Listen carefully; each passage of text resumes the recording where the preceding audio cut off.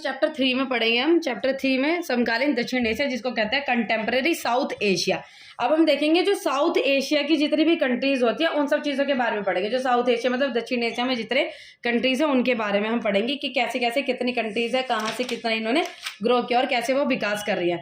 तो जब भारत और पाकिस्तान में 20वीं सदी के अंतिम वर्षों में खुद का परमाणु शक्ति संपन्न राष्ट्रों की बिरादरी में शामिल कर लिया, तो यह क्षेत्र अचानक ही संपूर्ण विश्व की नजर में महत्वपूर्ण हो गए। मतलब यह है कि पहले क्या होता था कि इतने ज्यादा ये सामने इमेज में आए नहीं थे कि कंट्रीज हैं भाई ये भी ग्रो कर रही है, लेकिन जैसे जैसे इंडिया और पाकिस्तान ने न्यूक्लियर वेपन मतलब परमाणु जो है ये सारी चीजें बनानी शुरू कर दी, तो ये भी सभी की नजरों में आ गई कि भाई ये भी जो कंट्रीज है वो भी शक्तिशाली और महत्वपूर्ण कंट्री है। भाई क्यों? क्योंकि इनके पास 20 तरीके की टेक्नोलॉजी और जब परमाणु है तो इनसे किसी तरीके का खतरा भी नहीं ले सकते। इस हिसाब से सारी चीजें जो है वो आने लगी। अब इसमें क्या कहा जाता है, जो दक्षिण की जो कंट्री है, दक्षिण एशिया की जो कंट्रीज है, जो यहाँ के देश हैं, ये सारे आपसी वाद विवाद में जो है लगे रहते हैं। कभी सीमा के साथ इनका आपसी विवाद होता है, जैसे कोई भी बाउंड्री से लेके कि भाई ये बाउंड्री मेरी है, ये बाउंड्री उसके, उस हिसाब से इनका जो है डिस्प्यूट चलता रहता है। कभी पानी से रिलेटेड और कभी जो आपके संसाधन मतलब मिनरल रिसोर्सेज से लेकर इन दोनों के बीच में डिस्प्यूट जो है वो चलता रहता है। तो इसी में हम चीजें पढ़ेंगे। लेकिन ये भी कहा जाता है अगर दक्षिण एशिया की जितनी कंट्रीज है अगर सारे आपस में होकर साथ में काम करने लगे तो ये बहुत बड़ी महाशक्ति जो है वो बन जाएगी, अगर साथ में बिना मन मुटाव के इस हिसाब से काम रहे। क्यों? क्योंकि जो दक्षिण एशिया में जो कंट्रीज है वो इतनी बड़ी बड़ी महाशक्तियां हैं जो आज के टाइम में काफी सारी अच्छे नाम और काफी ज्यादा इकोनॉमिक अच्छी कंडीशन उनकी है। अब हम देखेंगे कि दक्षिण एशिया क्या है, कि क्या है आपकी जो दक्षिण एशिया की मतलब वो है कि इसमें जितने भी दक्षिण एशिया की कंट्रीज जो है वो आती है। अब इसमें आ जाता है आपका बांग्लादेश, भूटान, भारत, मालदीव, नेपाल, भारत और अमेरिका, श्रीलंका। ये सारी चीजें जो कंट्रीज हैं आपकी दक्षिण एशिया में आ जाती हैं। दक्षिण एशिया में आपका चाइना भी आता है लेकिन उसमें इसमें इंक्लूड नहीं किया जाता। ठीक है, ये आपकी जो सारी कंट्रीज है तो आ जाती है दक्षिण एशिया। अब इसमें जहां सद्भाव और शत्रुता, आशा और निराशा तथा पारंपरिक शंका और विश्वास साथ साथ चलते हैं, ये सारी कंट्रीज जो हैं वो आपकी देखी जाएंगी। अब दक्षिण एशिया में जो है, अब इसको दक्षिण एशिया का जो जैसे नीचे का भूभाग का जो हिस्सा है, अब इसमें ऊपर की तरफ तो देखा जाए जो उत्तरी भाग है दक्षिण एशिया का, उसमें उत्तरी भाग में क्या है, काफी सारे पर्वत हैं और जो दक्षिण एशिया का जो नीचे वाला भाग है वो किससे, हिंद महासागर से क्या है, चारों तरफ से हिंद महासागर से नीचे की तरफ से घिरा हुआ है। अब इसमें जो है पश्चिम का जो भाग है, जो पश्चिम है जिसको हम कहते हैं ईस्ट की तरफ, वहां पे अरब वो है अरब सागर जिसको कहते हैं अरेबियन सी, और जो वेस्ट की तरफ है जिसको पूरब की तरफ कहते हैं वहां पे क्या है, विद्यमान बंगाल की खाड़ी। ठीक है, जो आपके पश्चिम की तरफ अरब सागर है और पूरब की तरफ क्या है, क्या कहते हैं, बंगाल खाड़ी है। और यहाँ का जो नेचुरल मतलब प्राकृतिक जो सिस्टम है काफी ज्यादा अच्छा है, जैसे यहाँ की कंट्री जो उस हिसाब से काफी अच्छी ग्रो कर पा रही है। अब चीन एक क्षेत्र का मतलब यही है कि चीन जो है एक क्षेत्र का महत्वपूर्ण हिस्सा है, लेकिन इसको इस चीज में इंक्लूड नहीं किया जाता है। अब इसमें देखेंगे भारत श्रीलंका में अनेक समस्या और सीमाओं के बावजूद ब्रिटेन में स्वतंत्रता प्राप्ति होने के बाद से लोकतांत्रिक व्यवस्था आई। अब हम देखेंगे कि किस हिसाब से कैसे कैसे कंट्रीज ने इंडिपेंडेंस के बाद कैसे कैसे जो है डेमोक्रेटिक, अब हम देखेंगे कौन सी कंट्री जो है वो डेमोक्रेटिक लोकतांत्रिक है, कौन सी कंट्री जो लोकतांत्रिक नहीं है, मतलब डेमोक्रेसी कंट्री में है, कौन सी कंट्री में नहीं है। अब इसमें है कि श्रीलंका और इंडिया जो है वो इंडिपेंडेंस होने के बाद इन्होंने अपनी कंट्री में अच्छे से सफलतापूर्वक क्या लेकर आई, लोकतांत्रिक व्यवस्था की। और इनकी लोकतांत्रिक व्यवस्था जैसे एक बार बनी उस हिसाब से कभी डगमगाई नहीं और ऐसे ही चलती आ रही है। लेकिन जब हम बात करेंगे पाकिस्तान और बांग्लादेश की, जब हम आगे हम इसके बारे में पढ़ेंगे, पाकिस्तान और बांग्लादेश की बात हम करेंगे कि इंडिपेंडेंस के बाद ये लोकतांत्रिक तो बनी दोनों कंट्रियां, लेकिन इनके कंट्री में कभी कभी मिलिट्री का अफेयर होता गया, कभी उनका इंटरफेयर हुआ, कभी बार बार आपकी डेमोक्रेसी आ रही थी। तो इनके बीच में एकदम जो स्थिर कह सकते हैं स्थिर लोकतांत्रिक जो सरकार वो नहीं बनी। कभी सैनिक का कब्जा हो गया और कभी कभार आपका डेमोक्रेसी है उस हिसाब से इसमें होती रही। अब हम इसमें देखेंगे कहाँ गया, अब 2008 में क्या देखा जाता है कि 2008 में फिर से यहाँ लोकतांत्रिक शासन है। अब 2008 में जो आपका वहाँ था नेपाल जो था, नेपाल में भी क्या हुआ था कि पहले कभी मोनार्की शासन था, मतलब राजतंत्र था, उसके बाद जब राजतंत्र है लेकिन वहाँ पे क्या है मोनार्की को एबोलिश करके वहाँ पे भी डेमोक्रेसी जो है वहाँ पर भी लोकतांत्रिक सरकार जो है लाई गई। अब हम इसमें देखेंगे नेपाल में 2006 तक ये सारी चीजें देखी क्या 2008 में। अब इसमें आएगा भूटान, कहाँ है, भूटान और मालदीव में भी ऐसे ही परिवर्तन की हवा चली और भूटान 2008 में संवैधानिक राजतंत्र बन गया। भूटान में भी 2008 में क्या हुआ, संवैधानिक राजतंत्र बन गया, मतलब कॉन्स्टिट्यूशनल मोनार्की जो है वहां पर बन गई। और मालदीव्स में देखेंगे 1988 1998 68, हाँ 1968 तक मालदीव सल्तनत हुआ करता था और 1968 में यह एक गणतंत्र देश बना और यहाँ अध्यात्मक नहीं आ रही। तो मालदीव्स के बारे में देखेंगे तो 1968 में क्या हुआ था, पहले यहाँ पे क्या था कि सल्तनत जो थी वो चली हुई आती, फिर इसमें आया था मल्टी पार्टी सिस्टम जो है फिर मालदीव्स में बन गया।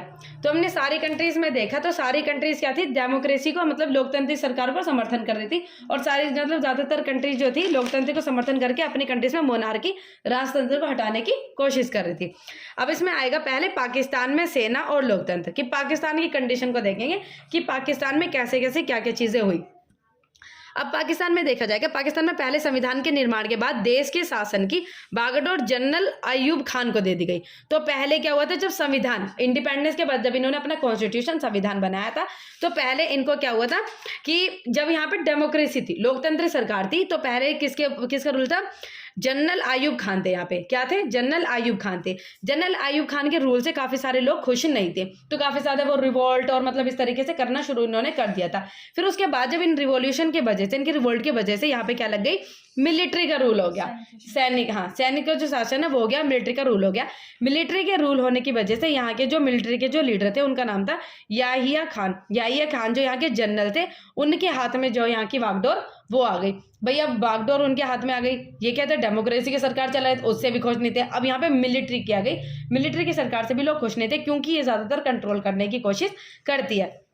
अब जब याहिया खान जो यहाँ पर जब ये रूल कर रहे थे, जब यहाँ पर जनरल याहिया खान थे, तो उस टाइम पे जब इनका बांग्लादेश और इनके साथ में बीच में अलग होने का मतलब वो हो जाता है कि जो आपके जो बांग्लादेश है उसको क्या कहा जाता है, ईस्ट पाकिस्तान कहा जाता है। ईस्ट का पाकिस्तान मतलब पश्चिमी जो पाकिस्तान उसको कहा जाता है। तो पश्चिमी पाकिस्तान के ऊपर जो ये पाकिस्तान था उसके ऊपर अपने रूल्स रेगुलेशन मतलब डालने की कोशिश कर रहा था। ये सोच रहा था कि जैसी लैंग्वेज हम चला रहे हैं वैसी लैंग्वेज वहां पे चले, लेकिन ईस्ट पाकिस्तान ने ये सारी चीजें नहीं मानी और इस हिसाब से इनके बीच में लड़ाई हो जाती है और जब आपका ईस्ट पाकिस्तान अलग हो गया क्या बन जाता है, इस टाइम पे बांग्लादेश बन जाता है। अब ये पार्ट्स अलग हो गए और पाकिस्तान जो बांग्लादेश था वो अलग हो गया। 1971 में जो बांग्लादेश था वो आपका बांग्लादेश अलग बन जाता है। फिर 1971 में फिर से एक डेमोक्रेसी की सरकार जो है वो बनती है 1971 में। तो युद्ध 1971 में भारत के साथ पाकिस्तान का युद्ध हुआ और युद्ध का परिणाम यह हुआ कि पूर्वी पाकिस्तान टूटकर एक स्वतंत्र देश बन गया जिसका नाम है बांग्लादेश। सॉरी मैंने पश्चिमी कहा था कि पूर्वी पाकिस्तान जो है जिसको ईस्ट बांग्लादेश कहा जाता है वो एक बांग्लादेश बन गया। तो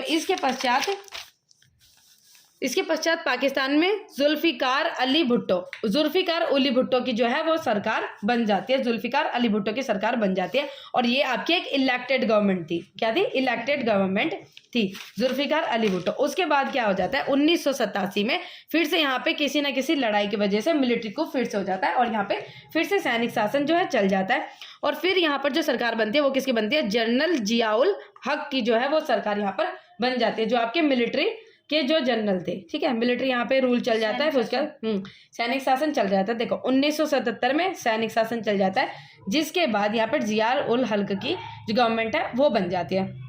अब जब यहाँ पे इसकी बनेगी तो फिर भी लोग जो थे वो नाखुश थे, फिर भी किसी ना किसी वजह से यहाँ पे लड़ाई हो जाती है और फिर दोबारा से यहाँ पे डेमोक्रेसी आ जाती है। 1988 में फिर डेमोक्रेसी आ जाती है और यहाँ की जो लीडर बन जाते हैं वो बनते हैं जनरल जियाउल हक। जनरल जियाउल हक को लोकतंत्र समर्थन आंदोलन का सामना करना पड़ा, फिर यहाँ पे जो डेमोक्रेटिक गवर्नमेंट जो थी वो बन जाती है। ठीक है, फिर 1988 में फिर यहाँ पे क्या आ जाती है, बैनर्जी भुट्टो। 1988 में बैनर्जी भुट्टो यहाँ की जो लीडर हैं वो बन जाती है। फिर यहाँ डेमोक्रेसी से 1988 में आपकी बैनर्जी भुट्टो थी वो लीडर बनी, लेकिन फिर यहाँ पे जो गवर्नमेंट थी वो दो हिसाब से डिवाइड कर दी गई, दो तरफ से डिवाइड कर दी गई, जिसको कहा जाता है पाकिस्तान पीपल्स पार्टी और मुस्लिम लीग। जो बैनर्जी भुट्टो थी वो किस में थी, पाकिस्तान पीपल्स पार्टी में ये थी। आपने देखा होगा कि वो मतलब बम वगैरह का भी जो अटैक हुआ था, फिर जो बैनर्जी भुट्टो है उनको मतलब जो है उनका मर्डर कर दिया गया था और वो फिर वहां से हट गई थी। फिर इन सब लड़ाइयों के बाद क्या हो जाता है, फिर से इन सब चीजों के बाद क्या हो जाता है, फिर से मिलिट्री कूप हो जाता है। क्या चलता है, मिलिट्री कूप हो जाता है और इलेक्टेड गवर्नमेंट फिर से यहाँ से हट जाती है। फिर आ जाती है आपकी बारी 1999 फिर से सेना का जो है राज हो जाता है। तो मिलिट्री भुट्टो थी, अब फिर से इलेक्टेड गवर्नमेंट लीडर बन जाती है, इलेक्टेड लीडर हट गई। उसके बाद आपके जो यहाँ के जो मिलिट्री कूप थी उसी हिसाब से यहाँ के जो प्रेसिडेंट जो है वो सिलेक्ट किए जाते हैं जिसका नाम है हाँ, तो 1999 में सेना ने दखल दी, तो 1999 में फिर से मिलिट्री का जो है रूल चल गया। फिर उन्होंने जो जनरल परवेज मुशर्रफ थे, उन्होंने तत्कालीन प्रधानमंत्री नवाज शरीफ को हटा दिया। जो आपके पीएम थे वहां से जो मिलिट्री रूप के जो लीडर बने थे, जिसका नाम है जनरल परवेज मुशर्रफ, उसको हटा के फिर इन्होंने फिर से रूल करना अपना स्टार्ट कर दिया था। तो काफ़ी बार यहाँ पे डेमोक्रेसी आई हटी।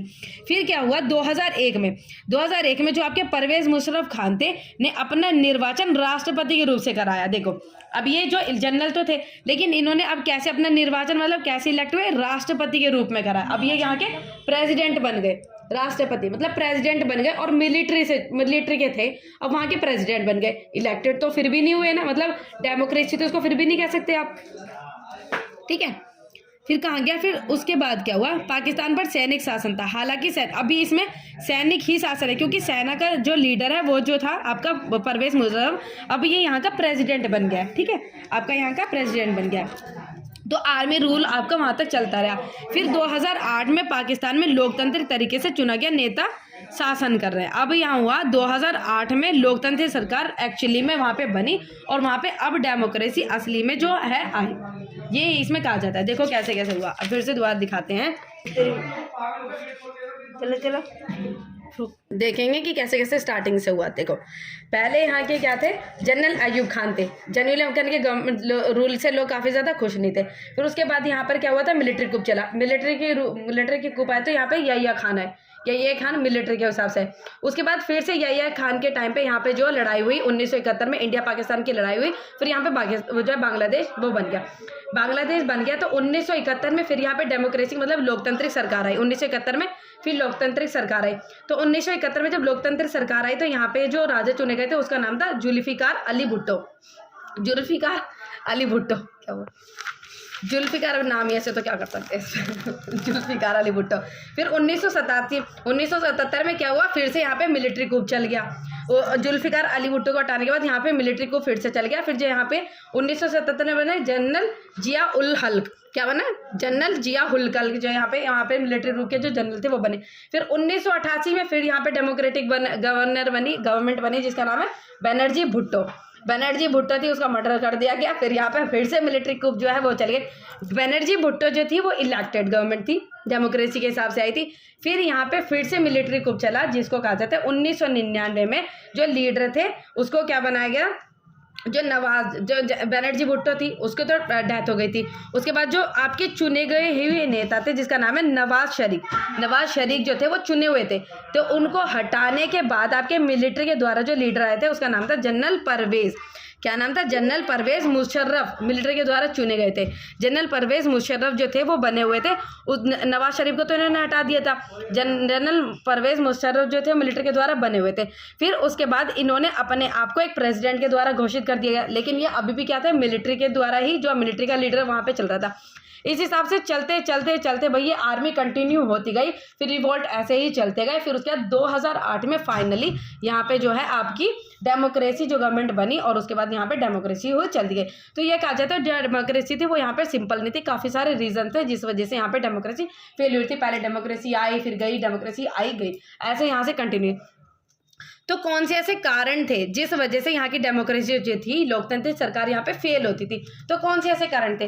पहला कारण ये था कि यहाँ पे सोशल डोमिनेंस था। सोशल डोमिनेंस का मतलब है यहाँ पे 15 में लोकतांत्रिक सरकार के स्थायी ना होने पाने के कई कारण हैं, जैसे कि यहाँ सेना, धर्मगुरु और भूस्वामी अभिजनों का सामाजिक दबदबा था। तो यहाँ पे क्या था, मिलिट्री पावर्स यहाँ पे बहुत ज्यादा थी। उसके बाद यहाँ पे क्लर्जी मतलब जो एक ग्रुप के लोग होते हैं वो काफी ज्यादा यहाँ पे डोमिनेंस कर रहे थे, जिसको क्या कहा जाता है, आपके भूस्वामी कहा जाता है। फिर उसके बाद नहीं, लैंड ऑनर्स कहा जाता है भूस्वामी। फिर आपके जो धर्मगुरु जिसको कहते हैं क्लर्जी, ये काफी सारे ग्रुप जो थे वहां पे अपना दबदबा लाने की कोशिश कर रहे थे, जिस वजह से यहाँ पे बार बार जो डेमोक्रेसी सरकार थी, डेमोक्रेटिक गवर्नमेंट जो थी, वो बार बार हटकर यहाँ पे क्या आ रहा था, मिलिट्री coup जिसको कहते हैं सैनिक शासन बार बार आया जा रहा था। और दूसरा कारण क्या था, पहला कारण तो ये था कि क्यों यहाँ पे जो सरकार जो थी टिक नहीं रही थी, पहला कारण था। दूसरा कारण ये था कि यहाँ इंडिया और पाकिस्तान से लड़ाई होना, इंडिया और पाकिस्तान के साथ इनके काफ़ी सारे कॉन्फ्लिक्ट थे, जिसके बाद कभी यहाँ पे मिलिट्री का सेना होती, कभी यहाँ पे डेमोक्रेसी, बार बार इनकी लड़ाई होती।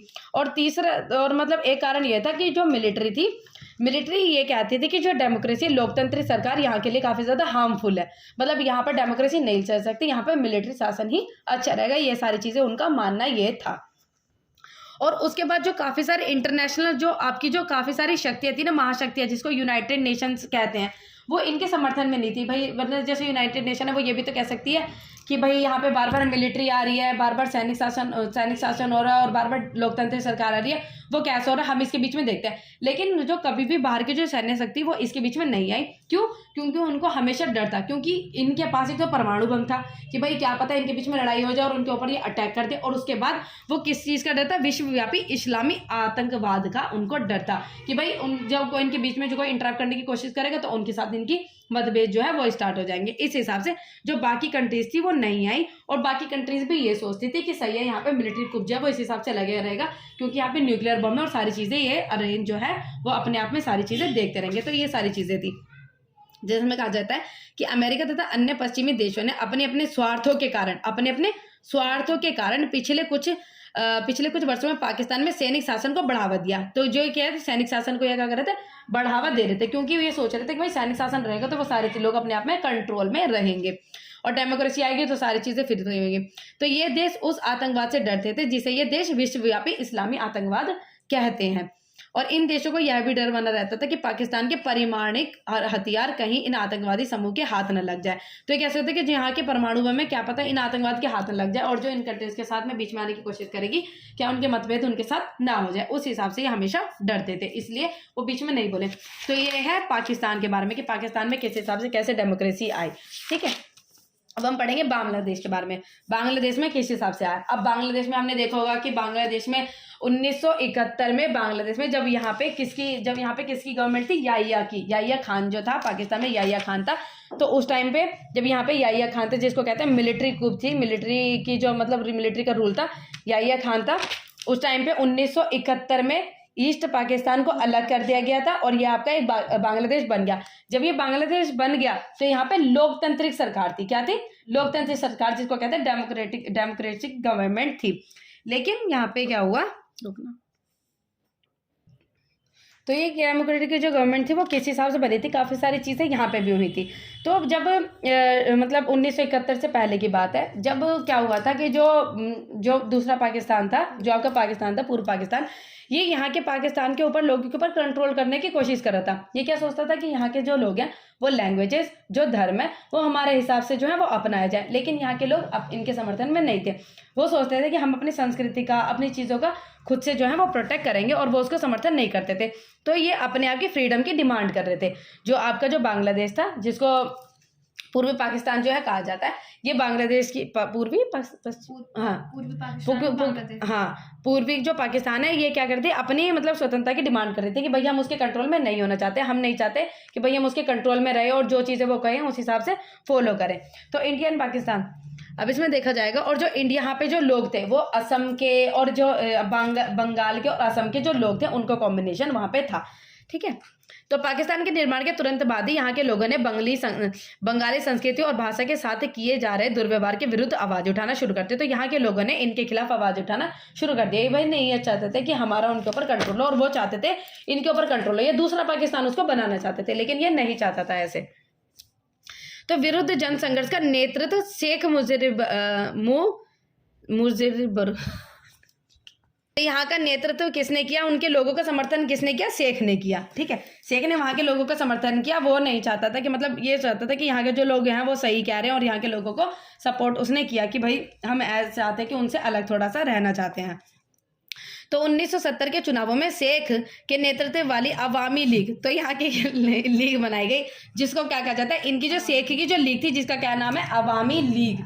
अवामी लीग किसको सपोर्ट करती है? बांग्लादेश, जिसको कहते हैं पूर्वी पाकिस्तान को सपोर्ट करती है। तो वहाँ के लोगों ने उसको जिता दिया, शेख को वहाँ के लोगों ने जिता दिया। अब भाई शेख को वहाँ के लोगों ने जिता दिया, तो मतलब ज़्यादातर पार्टी जो थी कि फिर इसके समर्थन में हो गई कि भाई अलग करना चाहते हैं। तो इससे वो चिढ़ गई, जो पाकिस्तान था वो चिढ़ गया कि भाई ये जीत गया।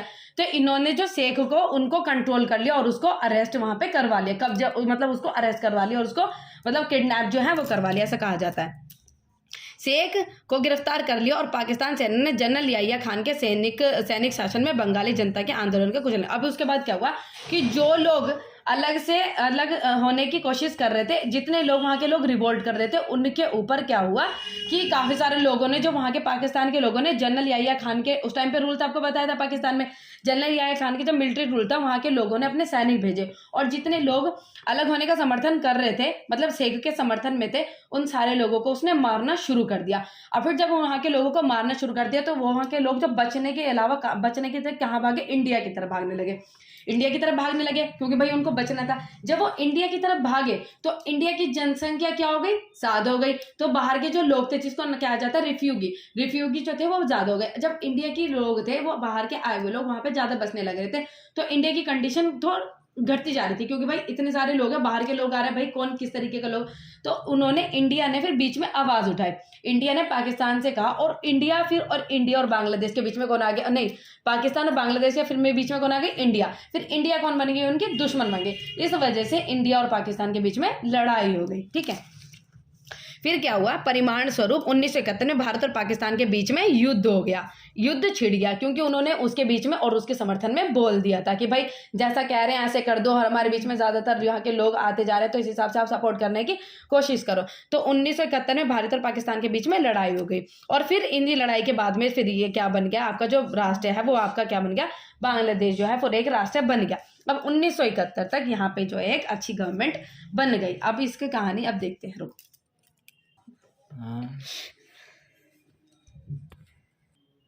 ठीक है, तो हमने देखा कि जो बांग्लादेश था वो अलग बन गया। अब बांग्लादेश क्या हो गया, इंडिपेंडेंट हो गया। फिर उसने क्या हुआ, एक मतलब अच्छी लोकतांत्रिक सरकार जो वहां पे बनाई और अपना खुद का संविधान वहां पे बनाया और अच्छा खासा रूल कर रहा था। लेकिन फिर क्या आ जाता है, इसने अपने संविधान में क्या क्या चीजें लेकर आई, धर्मनिरपेक्ष मतलब कि सेक्युलरिज्म लेकर आया, लोकतांत्रिक मतलब डेमोक्रेसी, और समाजवादी जिसको कहते हैं सोशलिज्म, ये सारी चीजें वो लेकर आया। लेकिन 1975 में फिर से शेख आ जाता है। 1975 में फिर से शेख आया, और वो उसने क्या किया, जो आपकी पार्लियामेंट्री गवर्नमेंट थी, जिसको कहते हैं पार्लियामेंट से फिर से ये अपनी सरकार को क्या, इसने पार्लियामेंट्री फॉर्म ऑफ गवर्नमेंट से प्रेसिडेंशियल फॉर्म ऑफ गवर्नमेंट कर दिया, जो संविधान था उसको बदल दिया। मतलब जहां पर आपका प्रधानमंत्री का शासन होता है, प्रधानमंत्री से लेकर इसने आपके जो देश के प्रधानमंत्री से आपके जो प्रेसिडेंट होता है, राष्ट्रपति का शासन करना उसने लागू कर दिया। इस तरीके से इसने चेंजेस कर दिया। अब ये चेंजेस आने की वजह से वहां पे काफी सारी गड़बड़े हो गई। क्यों? क्योंकि जो शेख था उसने अब कंट्रोल करना शुरू कर दिया। अब उसने अपनी चीजें, क्योंकि सारे लोग उसको पहले समर्थन कर रहे थे, उसको क्या लग रहा था कि भाई ये जो करेगा हमारे सही के लिए करेगा। इसने जो संविधान था उसको हटा दिया, संविधान जो था उसको चेंज कर दिया, जो बदल दिया, और जो पार्लियामेंट्री जो गवर्नमेंट थी उसको प्रेसिडेंशियल फॉर्म ऑफ गवर्नमेंट कर दिया। और जितने भी पार्टी सिस्टम थी, जितनी भी पार्टीज वहां पे बनी गई थी, सारी पार्टीज को उसने हटा दिया, और सिर्फ एक ही पार्टी बची थी जिसको कहते थे अवामी लीग, जो इसने बनाया था। उस टाइम पे वो सही के लिए था, लेकिन अब इसने क्या हुआ था, अवामी जो लीग बनाया गया था, सिर्फ एक वही बच रहा था, बाकी सारी पार्टीज उसने हटाई गई थी। अब वहां पे फिर से जो है काफी सारी लड़ाई करनी शुरू कर दी, और फिर से 1975 में फिर से आपका वहां पे मिलिट्री रूल चल जाता। अब देखो, डेमोक्रेसी वहां पे चल रही थी, संविधान वहां पे बन गया था, लेकिन शेख के आने की वजह से वहां पे क्या हुआ, फिर से मिलिट्री रूल जो है वहां पे चल जाता है, और फिर वहां पे शेख का मर्डर 1975 में शेख का मर्डर कर दिया जाता है। जो शेख है वो 1975 मर जाता है। फिर मिलिट्री जो है रूल चल जाता है, और उस पर जो मिलिट्री रूल बनता है उसका नाम है जिया उर रहमान की वहां पे पॉलिटिकल, फिर जो मतलब वहां पे मिलिट्री रूल बन जाता है। फिर वहां पे जिया उर रहमान वहां की जो है वो एक वहां का जनरल जो है वो जो मतलब वहां पे रूल करता है वो। फिर 1979 के चुनाव में वो विजयी रहे। फिर क्या बन गया कि जो सैनिक शासन है, जिया रहमान ने अपनी बांग्लादेश नेशनल पार्टी बनाई। तो जो यहाँ पे कहते हैं बांग्लादेश नेशनल पार्टी बनाई, 1989 के चुनाव में वो विजय गए और चुने गए, और फिर जिया उर रहमान की हत्या हो गई। यहाँ इनकी भी क्या हो गई, हत्या जो है वो कर दी गई। फिर से यहाँ पे मिलिट्री रूल चल जाता है। भाई देखो, फिर रूलर चुने गए थे, फिर से यहाँ पे मिलिट्री रूल चल गया। फिर यहाँ के जो रूलर बनते हैं उसका नाम है लेफ्टिनेंट जनरल HM इरशाद, लेफ्टिनेंट जनरल HM इरशाद बन गए थे। फिर यहाँ पे भाई एक बार डेमोक्रेसी लोगों को मिल गई। फिर डेमोक्रेसी के बाद जब मिलिट्री रूल आएगा तो यहाँ के काफी सारे लोग फिर से प्रोटेस्ट करने शुरू कर देते हैं। जो स्टूडेंट हो जाते हैं, वो जो स्टूडेंट्स होते हैं, जो युवक होते हैं, वो क्या सोचते हैं कि भाई हमारे यहाँ पे डेमोक्रेसी सरकार आनी चाहिए, लोकतंत्र सरकार आनी चाहिए।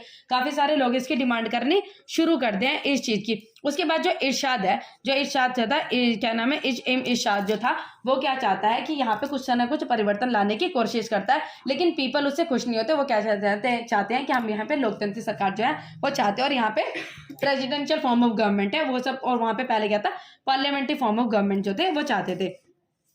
फिर 1991 में यहाँ पे चुनाव के बाद से बांग्लादेश में बहुदलीय चुनावों पर आधारित प्रतिनिधित्व लोकतांत्रिक कायम हुआ। उसके बाद 1991 में वहाँ पे क्या हुआ, इलेक्शंस हुए, और इलेक्शंस के बाद वहाँ पे मल्टी पार्टी सिस्टम बन गया और वहाँ पे डेमोक्रेसी के हिसाब से, लोकतंत्र के हिसाब से सरकार जो है वो बनी गई। तो ये था यहाँ पे सिस्टम, ठीक है, कि कैसे आपकी जो है कि बांग्लादेश में किस हिसाब से डेमोक्रेसी आई और कैसे गवर्नमेंट बनी।